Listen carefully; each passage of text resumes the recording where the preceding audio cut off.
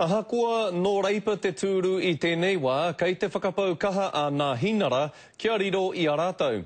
I te rohe pōti o mana I te whanganui ātara I te rānei, ngā kai whakataitai I taua tūru e whakapoa ana e ene ana I te hunga pōti. Kua hoki a Phil Goff rāua ko Chris Whāwhoi ki te kura. We'll work hard to make sure that we can win this seat. Ahakoa kua roa a reipa e pupuri ana I tēnei tūru pōti o mana, he nui te wero ana hinara. Oh, the National Party will be in to win this time. Their candidate's already a Member of Parliament. Why you'd vote for somebody that's already a Member of Parliament, I'm not sure.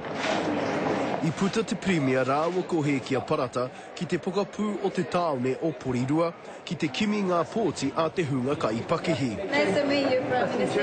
I've had quite a number so far this morning. Just said I've traditionally voted Labor, but yeah, I like you and I think I'm going to vote for you. Ko te iwi Pākehā te iwi nui o konei, tuarua mai ko ngā uri o te moana nui Ākiwa. Ko te nuinga o ngā Māori kei konei kei te tūru pōti Māori o te Taihauāuru. Kei te mōhio au he uaua, nā te mea mai rāno ko tēnei rohe pōti kei a reipa. It's going to be a tough battle, but I'm up to it. I think we're making good inroads into traditional Labor territory. That's one of the things we saw in the 2008 campaign, but there were still people in 2008 that weren't quite sure. Kāre anō ngā kai pōti o mana kia whakatauria mena ko Chris Whāwhoi ko he kia parata rānei. Well, it's always up and down, isn't it? I suppose, yes, it's a toss-up between, the two of them. Depends on what side of the bed I get out of. Te tua te orango te wōtanga. I wōt tātou I te ronga te ka akara I te orango te tangata I runga I te enua ko Aotearoa e perakatoru te oid I Wellington. Kia ora ana. I haven't decided just yet because I don't want to be specific. So yeah, I haven't decided yet. Hei te marama o whiringa ānuku kāriro mā ngā kai pōti o mana te whakatau whakamutunga. Roi Hananuri, Te Karere. Hoi no rei tiwi me tahuri ake tātou ki te kōrero kia he kia parata mā ngai take Māori o ngā hinara, tēnā koe he kia. Kia ora, tēnā koe Scotty. E hoa pehea te mahi kimi pōti I te rohe o mana. Pai rawa. Haere tahi bao ko te Premier ki tētahi kura, ki tētahi kōhanga, I ki te koe e hikoi haere I roto I ngā toa. Whai muri I tērā I haere ki te titiro ki te wahapū o Porirua.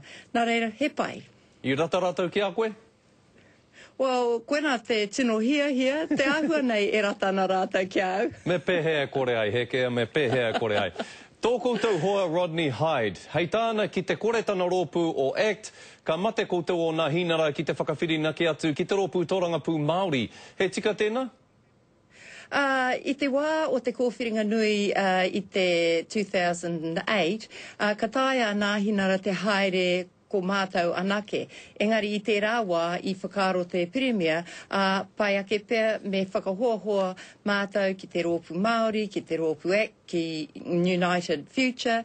Nā reira, koenei te āhua o te MMP, e tahi wā e whakaai, tahi ana mātou, e tahi wā kare I te whakaai. Koenei te āhua o te rāngai tōranga pūpea. Hei tā John Key, kāre ia I te pāma mai I te whakapai e kōkiri hiana e ACT I tēnei wā. E mea ana, kei te rūmaki kē ia I tana mahunga ki te onepū I roto I ngā kaupapa e rite ai te pai o tā tātou ohanga ki tā ahi treiria. He ngāwari rānei o na whakaaro ki te rōpū ACT? Engari, ko te mōhio o te Premier, nā kaupapa kua whakaritea e mātou kei te whakatata atu te ohanga o Aotearoa ki te ohanga o Ahitereiria. Nā reira, au atu ngā whakaaro a Sir Roger. He kia hei whakatepe noa ki tā tāua kōrero tā Archie Taiaroa. Kāre kore kua mahi tahi kōrua I roto I ngā tau. Kua tino tīhaia te tākere o tō tātou waka I tōna matenga?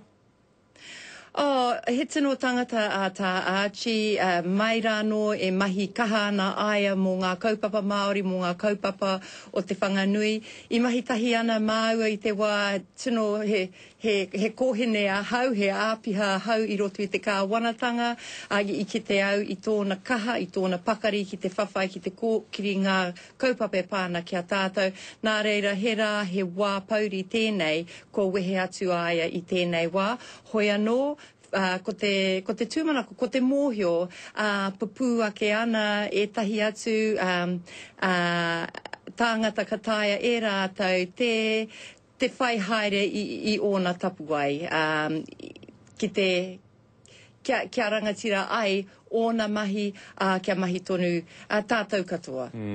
Kia ora rawa te koe i ena whakaaro o heke. Pai tonu te korero ki a koe i tēnei wā, ngā mihi. Kia ora tēnā koe.